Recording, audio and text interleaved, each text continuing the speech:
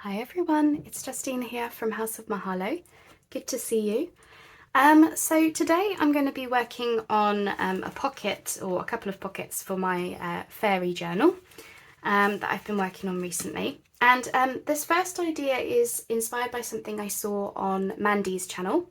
Mandy is Sunflowers and Doors. She did a fantastic page layout series, and this is sort of adapted kind of from something that she showed on there.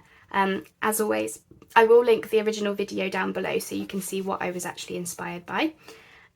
So, because my journal is taller than what I'm used to and taller than my digitals, I can't print borderless. So I've had to be quite inventive with the papers that I've used in the journal. And what that means is I've used large book pages and large like music covers and music sheets and things like that. And then where needed, so for example, if it was like a boring piece of text or just a plain page or whatever, I've then glued my digitals onto the page. But what that means is in some cases where the pages are so large is I have gaps either at the top or bottom or wherever where my digital wasn't big enough to fill the whole page. So for example, this one. So what I'm doing is I'm going through and adding inventive pockets and different things at the bottom to disguise that. So for example, here we've got a double pocket. And on this case, I want to do a flip up writing spot type pocket inspired by Mandy. Okie dokie. So what I've done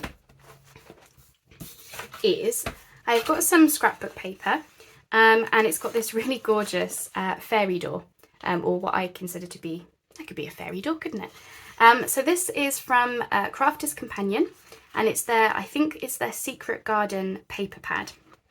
So what I've done first of all is I've cut my scrapbook paper to the width of the page. I might need to bring it down just a slither actually. Because what I want it to be is the width of the note paper that you can see here, so that we've got some space in the spine.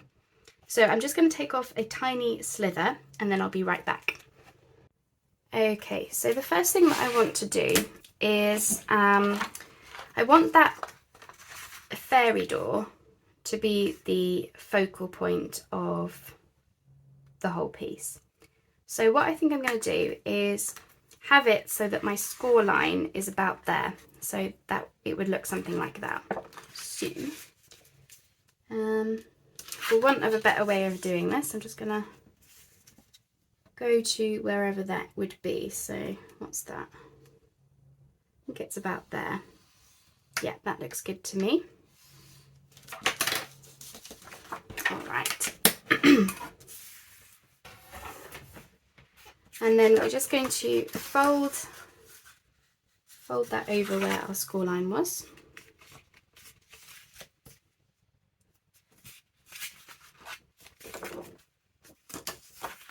Maybe I didn't do it.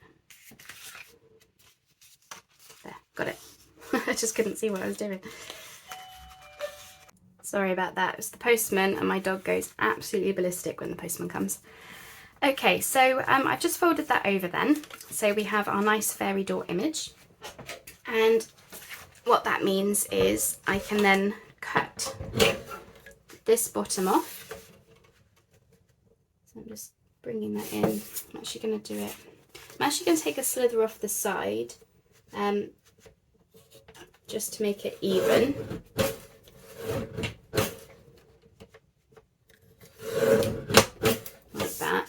And then I can use that line then to get a nice straight edge. Okay.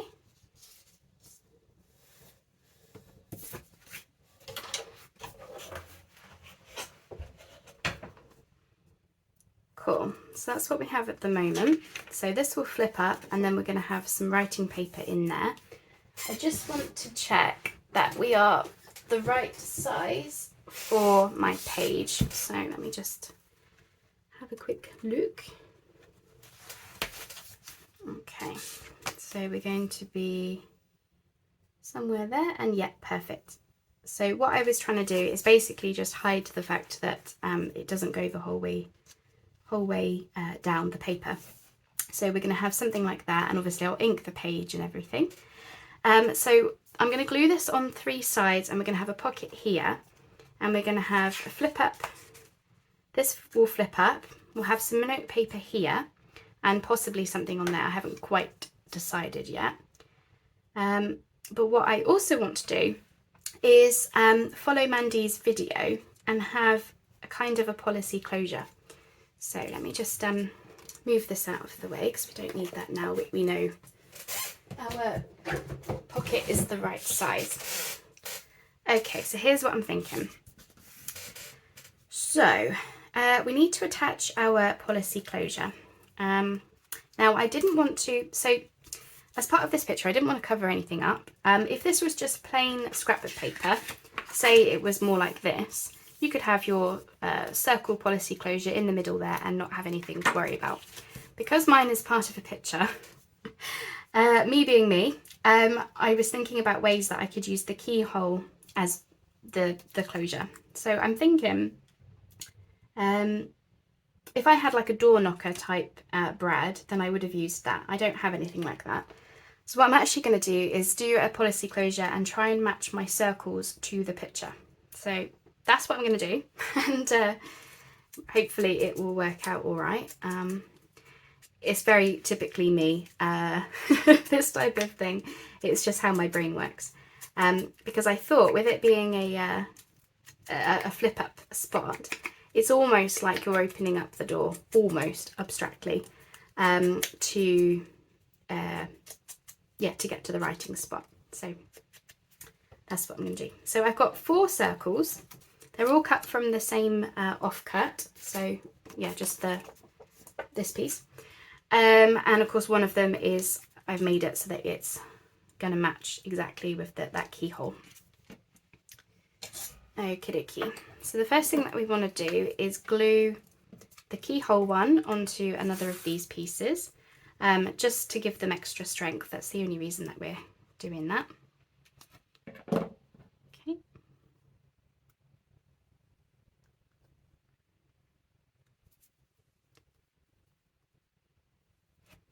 And same again here. Oops, I have that one on the top, I think. Isn't that scrapbook paper just gorgeous though? I'm absolutely loving using it. I bought it for the fairy journals, for this green one and also my purple one that probably will come later in the year, because I think after this one I might have a little bit of a break from the fairies. Okay, so I want my brad to go in the keyhole, so I'm just going to pop my hole through there. Alright, and what I'm going to do is I'm going to put the keyhole in position, so I'm just matching it with the rest of the paper, and then I'm going to see if I can try and put pencil inside there, so I know that's where I want my hole to be. Now, can I see it? The answer is no. Alright, plan B. What is my plan B? My plan B is to press a little bit and see if that gives me a mark. Yes, that's giving me a mark. So I'm going to put my hole in straight away. Or if I'm matching it up to the hole, could I not just put it in that exact place where the keyhole is?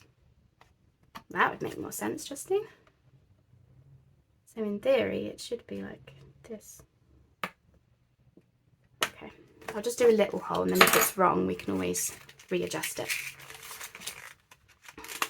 Okay, let me get one of these brads. So I've got these little Tim Holtz brads, just because I didn't want anything huge. Mandy kindly sent me these. And I want, I think, a dark colour. I don't know, so it blends in. I'll use the brass, I think.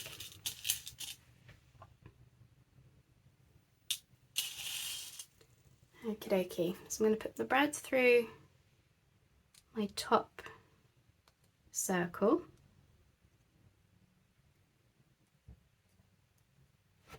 Just getting that positioned nicely. And put that through the second hole, but obviously want them to be, yeah. And then we're going to put that through our hole here.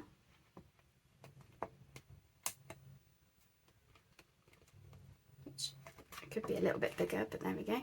And then I can maneuver that so that it matches the rest of the picture. And I think we want to be about there, so I'm going to open that up. Oops.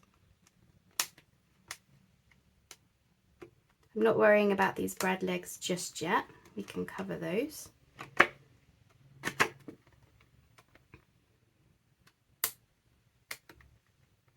Afterwards, if I could even open them. I'm not very good with fiddly things. I'm not ambidextrous enough, you know, with my hands. Okay, I think that's correct. So I'm just going to poke those down as flat as we can, like so. And there we go. We have our policy closure, but it's part of the picture. So hopefully you can see that.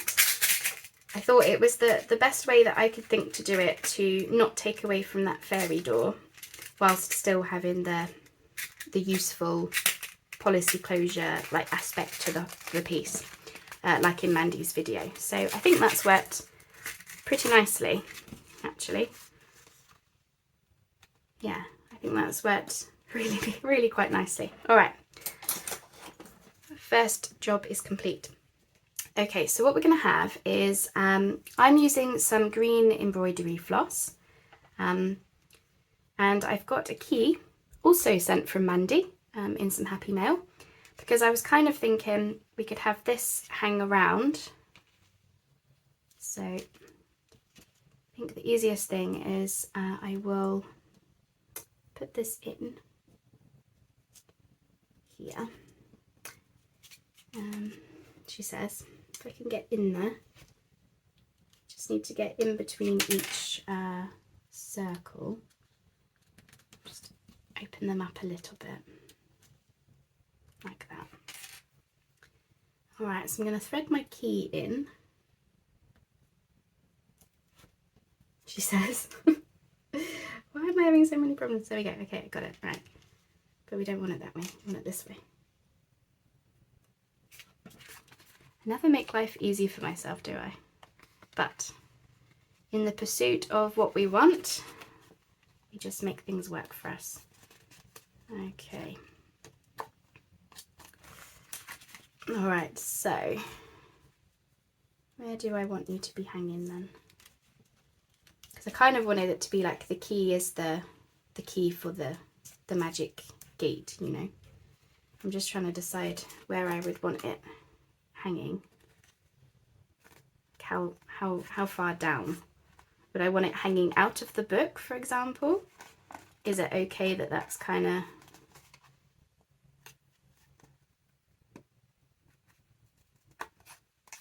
hanging like that? That would be hanging slightly outside of the book, or outside of the page at least anyway. Just make it shorter. I think if we just had it like that, I think that's probably what I would want. Okay, cool. So we've got that tied around. So now I'm going to turn it over.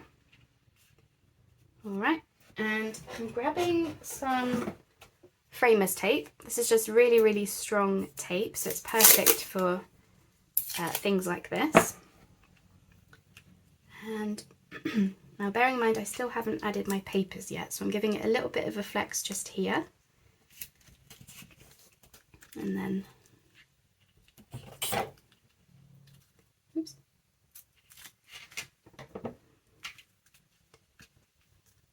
Tying that down.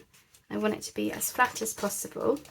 So if I open this up, because obviously as I'm going to use this piece as a pocket, I don't want anything getting caught on here. Okay, so I'm going as flat as I can.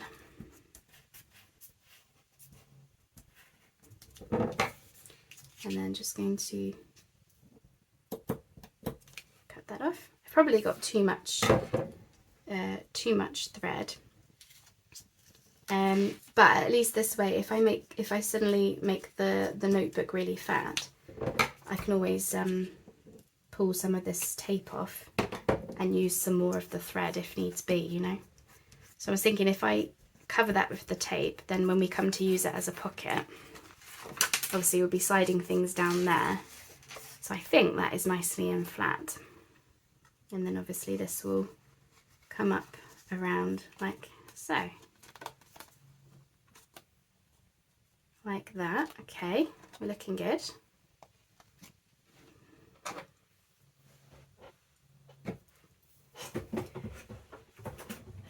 So I need to ink around it, and I need to have a look at the papers that I've got. So we're going to have this flip up. I still need to figure out what to do about those brad legs. I can always put like a side tuck or something. Okay, so I've got some vintage papers here which need trimming up a little bit, and then we're going to have essentially like a waterfall notepad on the inside. So something like that. So obviously when you would flip this open, and there would be your little like writing spot.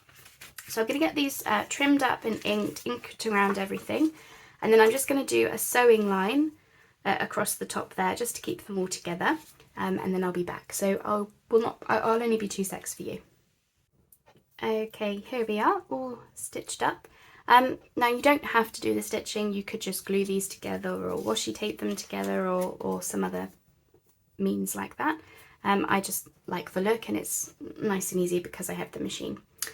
Alright, so the options here are, now I could just glue this whole back piece here and have it be, you know, a flip up pad that would be glued at the back there, or and my preferred option is to have it be removable so that someone will actually use it, and then if they do, they can just replace the pad with a new one when they're done. So I've got a piece of scrapbook paper that I've just cut to size, thereabouts. And what I'm doing is I'm just hooking it in the back here because that will help me see how much I need to glue. And we're just going to glue these two edges just here like a belly band, and then that will mean that the pad can be removable. Now normally I would suggest having like a little bit of extra room, but this was the piece that I had. This is the space that I've got, so I'm just going to go with it. So I'm going to put quite a bit of glue, as much as I can anyway, and we're just going to position that in place.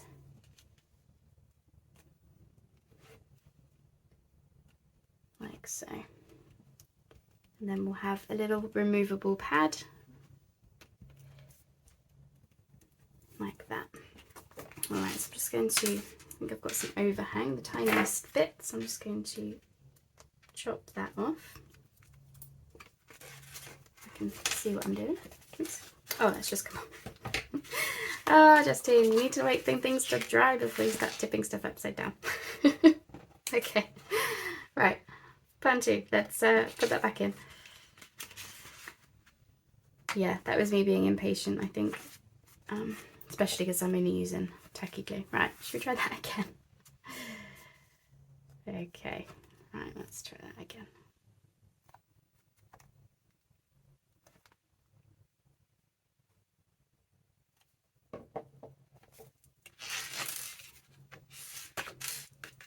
God, I'm all fingers and thumbs today. I don't know what's wrong with me. Alright, so let's try that again. And this time I'll be a bit more careful to make sure I give it some time before trying to be all neat and neat and tidy. It's the story of my life, really. All right, let's give it some time, and I'm just going to slip the pad out so that I don't end up gluing it in. And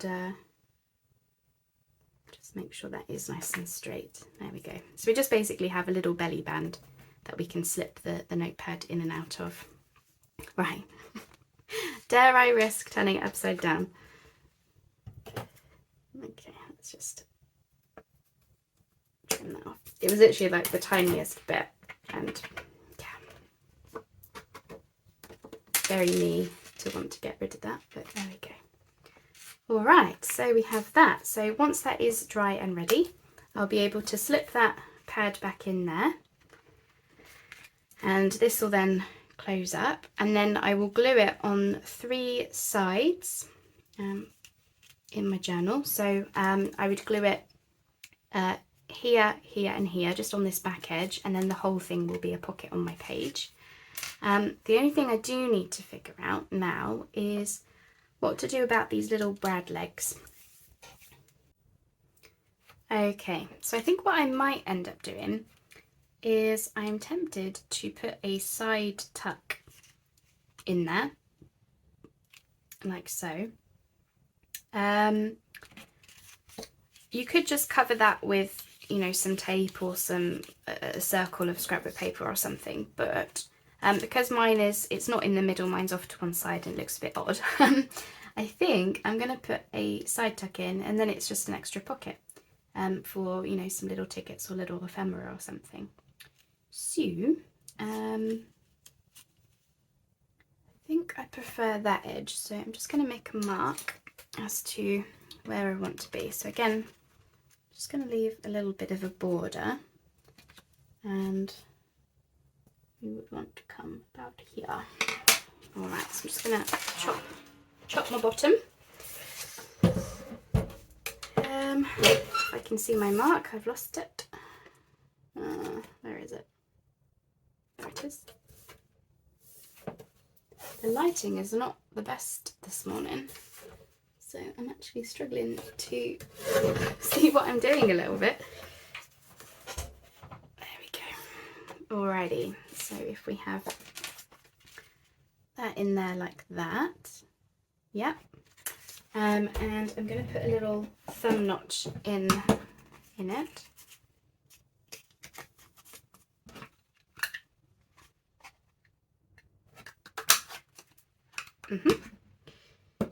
And I'm not going to round the corners because I haven't rounded the corners on anything else.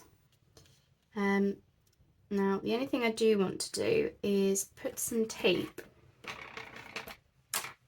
over the brad legs, just like we did with the string on the back, just because then it gives us it just gives us that, hopefully that opportunity to not get in the way of things, you know, those little legs. I think that will just help the tiniest bit, or it won't, like it will stop anything being ripped that you put in the pocket. Just obviously I need to make sure that my side tuck is hiding all of that, and I think I just got away with it. So I'm just going to quickly ink this, and then we'll glue that in, and then I will sit and have no idea what to put in the pocket, so I'm not going to worry about that just yet. The main thing is I just wanted to get the piece made.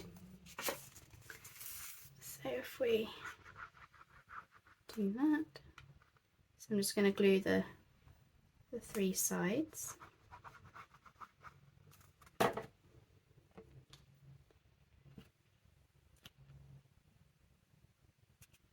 And then just like that, we get an extra pocket in this piece, which, you know, I always say you can never have too many pockets in your journals. Well, you can, but you know, we're always looking for more pockets, I think, is the consensus. Like so. Alrighty. So I think that is that piece done. So we've got our side tuck, and I think we'll be okay. Yeah. it's not catching on those legs or anything. They're right there, but I think we just got away with that. And then I might add some more, oops, leave it to dry, Justine. I might add some more decoration to that tuck because it's looking a little bit plain perhaps, but we'll see when we actually come to embellish everything. For now, I'm really, really happy with that. So what do you think? Do you, sort of looks like a, you know, it's like a secret door gate for the fairies. I think that we did the right thing by doing that policy closure the way that we did. Otherwise, I think it would have looked a little bit odd, but at least there it looks like it's part of the picture then. And then we've got our extra side tuck and our removable notepad, assuming I haven't glued it in.